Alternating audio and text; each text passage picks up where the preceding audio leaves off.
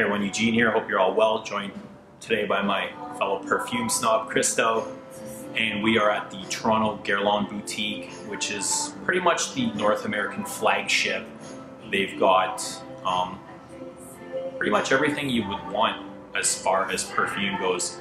The pure parfums, the exclusives, and the main heritage line. So it's actually a really beautiful place. And if you're a fan of perfume, I'd highly recommend coming down to check it out. We've been here many times, and it's almost like a second home, or it's just one of my favorite boutiques to come in. It stands out, you know, in terms of an actual standalone boutique with basically just perfume. There's a bit of skincare and makeup and stuff, but there's really not anything like this, you know, in Canada. And yeah, this is the only, you know, standalone, or at least to this extent, you know, standalone Guerlain boutique in North America. Most, even in, you know, bigger cities, it's mostly discounters and malls, department stores, etc., etc. Yeah, so we've been coming here for years, and we oftentimes just sit in this little corner and bathe in the pure parfums and get to know a lot of the Guerlain scents. And, you know, I guess that's where our craze for Guerlain started, is right here, right in this corner. And anyway, we're just here today to do a line overview of the Les Absoluts D'Orient collection.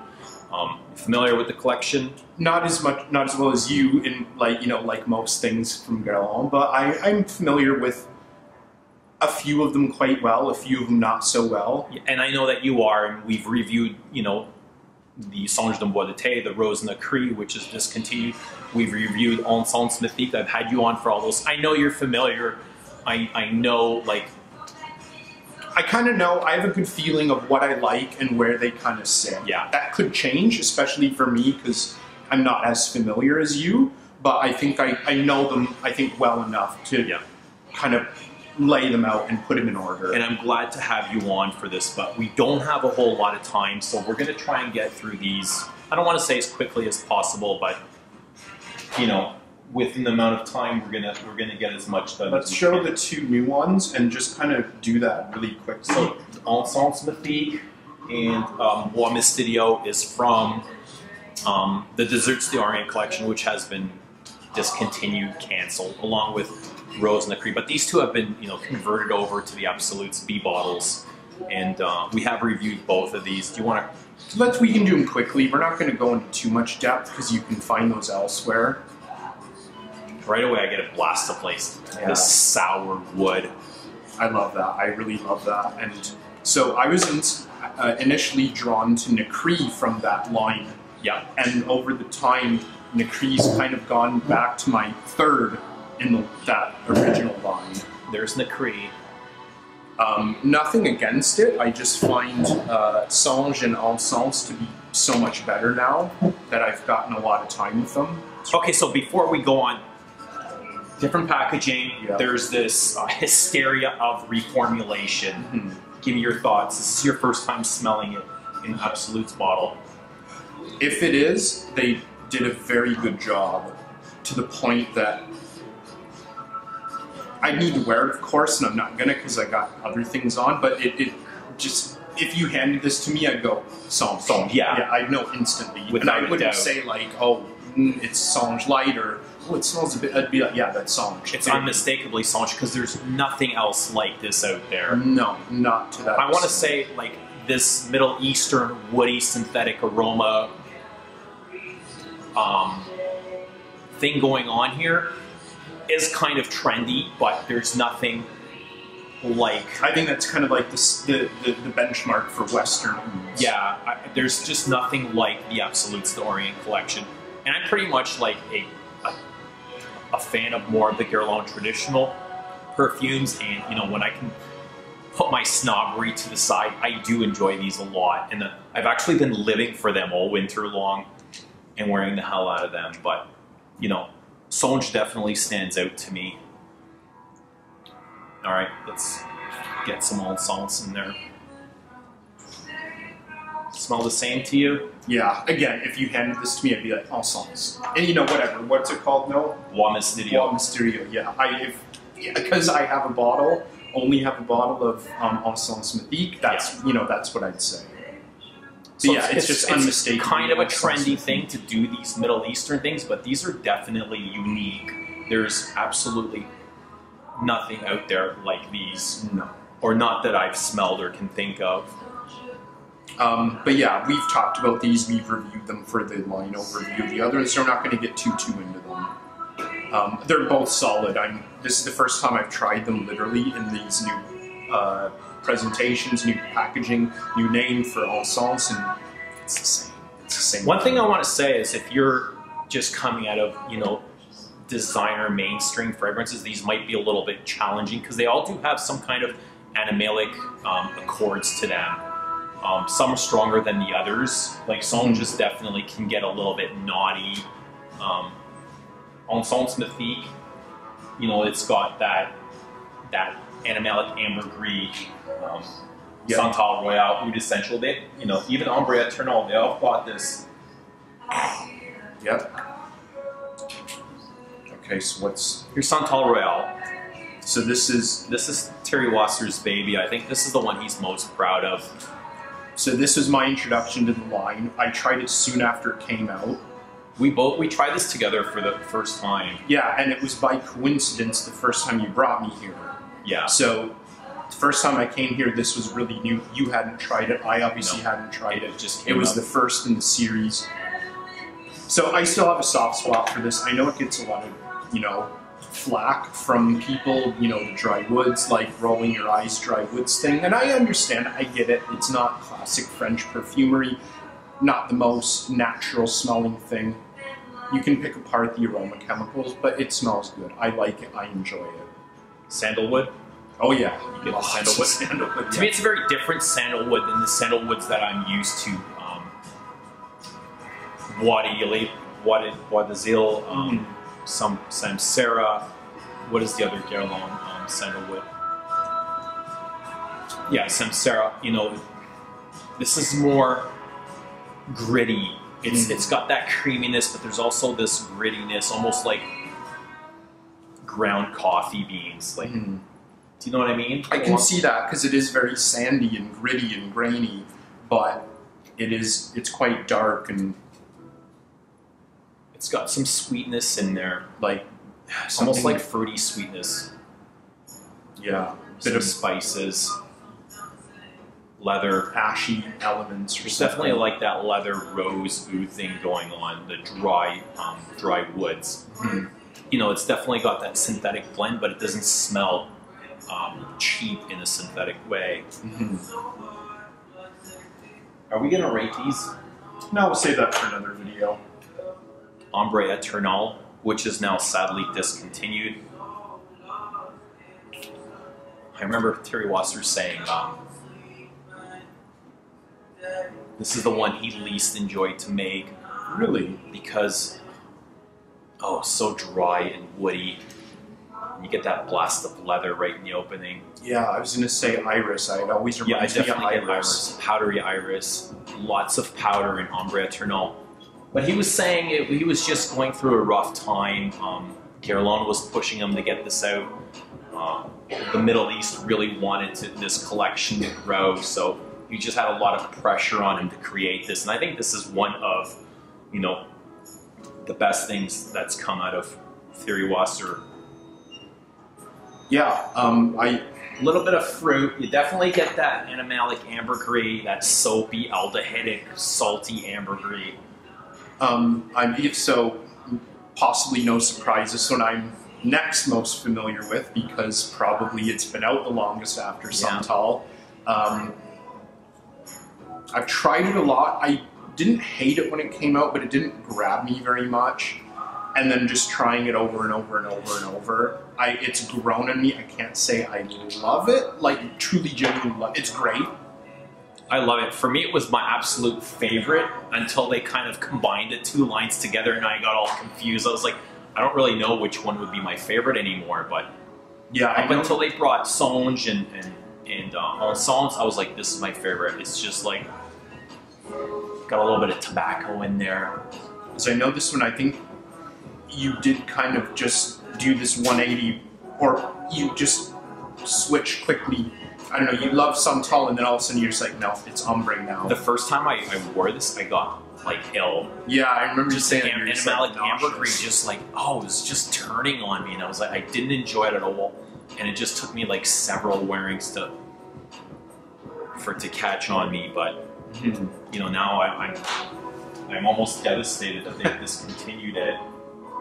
I'm sure you've got a couple bottles though already. I've got one. Oh, that's it. I'm surprised. They've got one left here, and I'm kind of contemplating like picking it up. But here's Oud Essentiel.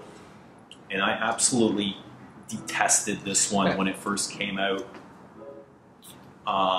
You know, the snobbery in me just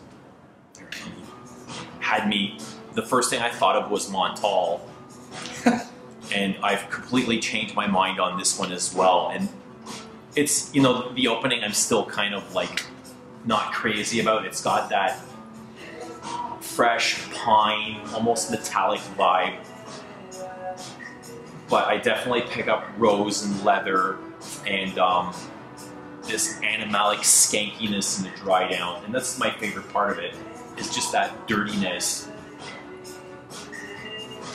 Yeah, so again, I'm third most familiar with this, surprise, surprise, third release in the line.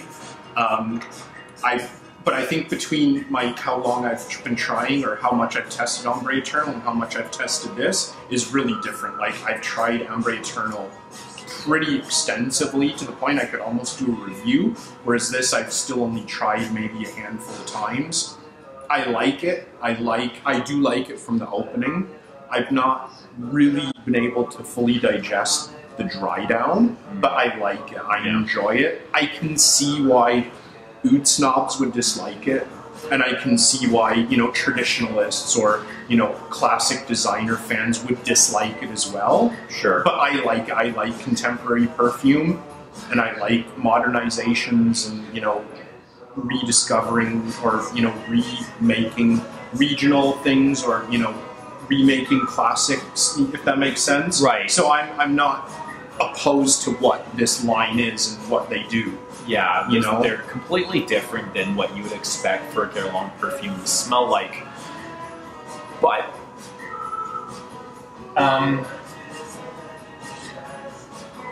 as far as, let's say, oud-based perfumes, it is a westernizational theme of this, but I think Bois outdoes even some Middle Eastern style of perfumery. Yeah. If you look at Montal, if you look at Manser, I just find these have a lot more depth and complexity. Oh yeah. Compared to. Yeah, so I think as well, like, because this is originally made for the Middle Eastern market. Right. And they love Santal. It They're seems like they really loved Ambre. I don't know about this one as much, if it was embraced as the first two, but it probably did well enough if they're putting more in the line and moving more from other lines to that. Yeah. So if it was a dud, they would have gotten rid of it when they introduced Mystérieux and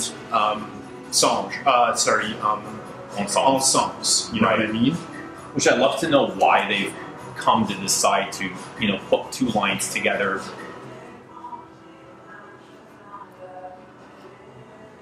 Yeah, I like it. I like it.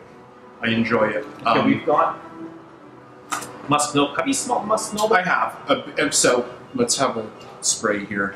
So again, this is the fourth release, and then, you know, the fourth one that I tried them in order pretty much when they came out, because I come with you so often. And it's usually like, hey, Christo, there's, you know, the new Guerlain's going to be out today. Let's go try it. So I've tried this considerably less than the oud, and I've not tried the oud much. So this one, on first impression, seems like it's the least interesting. It is, you know, the least challenging. That doesn't make it any less complex or interesting. I'd say it is the least bold. The least bold. I find it, just with this quick little spray, and I've tried it a few times before, I find it to be initially probably something that people would find least offensive, probably the biggest crowd pleaser. But there still is some kind of animalic aspect to this. There is, it does for get sure. a little bit dirty. So they've discontinued Rose and the Cuir, but they've released Musk Noble, and Musk Noble to me is more rose than it is musk. And to me, it's a waxy, there's got to be iris in here because I get that waxy cosmetic character to it. A fresher rose, some musks, some leathers. I definitely get a lot of leather in the opening. Like, it's a leathery rose with some woods. So I've not tried this a heck of a lot, and I think this is probably the first time I've tried this where I've not tried 3 dozen things before it. And I gotta say, I really like it. It's really standing out to me. Yeah. In the sense that, you know, kind of like I mentioned before, it seems to me really different than the rest, but it's also really nice. It's not like it's the boring, it's not like the Frenchie where it's kind of like... It's probably the closest to traditional Guerlain than the others. Yeah, that's a good description. I like that description. How is this received with like the Guerlain feels? It's hit and miss. Okay. So with this release, as more traditional as it is, there's a new one due out next month, Cuir, and I'm almost hoping that one will be even more traditional than the rest of this line. I'm hoping they're going to drop the oud and the synthetic woods and maybe give us more of a soapy floral leather, like a spicy leather.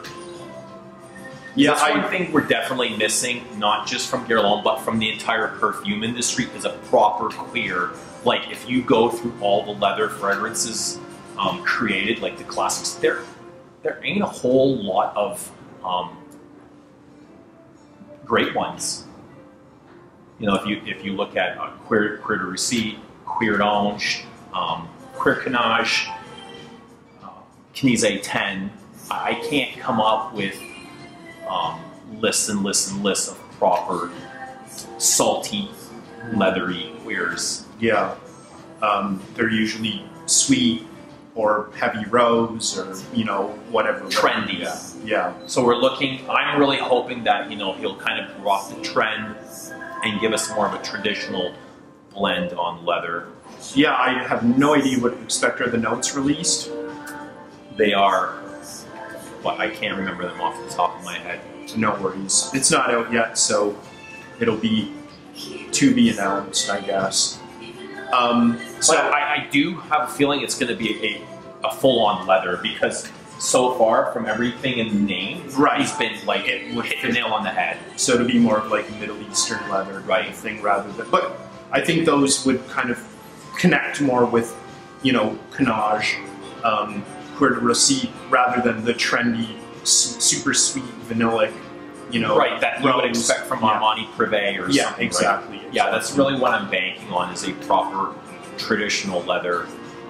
I've been harassing Wasser for years. You know, you've been here. Give us a leather, please give us a leather. I have actually heard him say that. He's made fun of me several times. And, yeah, you know, and he actually said, yeah, when I create it, you're going to be wearing your best assless chaps or something like that. Quite the character. But I mean, since I have you here, do you want to give us maybe some of your favorites? Okay, I'll give you the things that stand out. So I got to say, the Musk Noble stands out. Again, trying it with a semi-clean palette, I like it. It smells good. It's probably so I don't own any of these either. I've been meaning to pick up Santal like literally since it came out, and just I end up getting something else, or you know, something else comes up or whatever. But I gotta say, I think it's kind of jumped to the top of the list for me with that little amount of testing. You know, it could change. It could be more in favor, it could be less in favor, but it really stood out to me today. I still, maybe just because it was one of the, you know, it was the first new Guerlain I tried since I've been to Canada. It's the first new thing that was out when first time I came to the boutique. So maybe Santal has a real soft spot for me as well because of that. Yeah. But I think those are still kind of like, as of now, my 2 favorites. I think Santal is just so big and loud and just so much character. It is. You know, the first time I wore it, it completely choked me out, and it was just so, like, it was a lot. Yeah. It was cloying. And I can see that. And I didn't enjoy it much, but I've definitely, you know, I've spent a lot of time with it, and in doing so, I've learned to appreciate it quite a bit more. So what about for you? Anything that stands out either way? Well, you know, I definitely love the desserts line. It was kind of the line that brought me into the Guerlain boutique and introduced me to Guerlain to begin with. I kept hearing about Songe de Bois d'été, Rose Nacré, and Encens Mythique, and I always thought they were kind of on a higher level production-wise than the Absolutes D'Orient. And now that they've combined the two, I think you're getting a fantastic deal. You know, you're getting more perfume for a better cost. You know, to me they smell. The bottles look nice. Well, I think the originals are better, of course. The box is way better, but I think that's all. They're just scaling down on packaging. The packaging is gorgeous. It's still nice. It's a modern take on the Guerlain B bottle. Yeah. I'm thinking, you know, at the end of the day, when Thierry Wasser's done and he's ready to hang it up, this could be his, what he's going to be remembered for, his Absolutes collection. For this house. You know, he's definitely going to be remembered for Mont Guerlain, for Le Petit Robe Noir, but definitely Absolutes D'Orient is probably going to be his legacy, you know, especially if they keep them in production. Yeah, I agree. Good point. Other than that, I think kind of my favorite is Ombre Eternal. Okay. I think it's the most complex. Yeah, you've been saying it for a long time. Maybe the most bold. I think it's, you know, in line with Santal for boldness. Yeah, they're, I think, same, but yeah, similar. Not same but different. They're definitely different, but same vibe, I guess. Same potency. They're both wow perfumes. Yeah. Well, it's definitely difficult to describe the way they smell. You just have to go and smell them for yourself. But I guess that's it. Anyway, you know, let us know what you think. Rate them. Tell us what you did. Your favorites. Yeah, are you excited for Cuir Encens? Like I can't wait. We'll do a rating video next time we're together. Sure. And we'll rate them from least to worst, or best to worst, least favorite, most favorite, whatever. There you go. All right, guys. Thanks for watching. We'll see you again soon.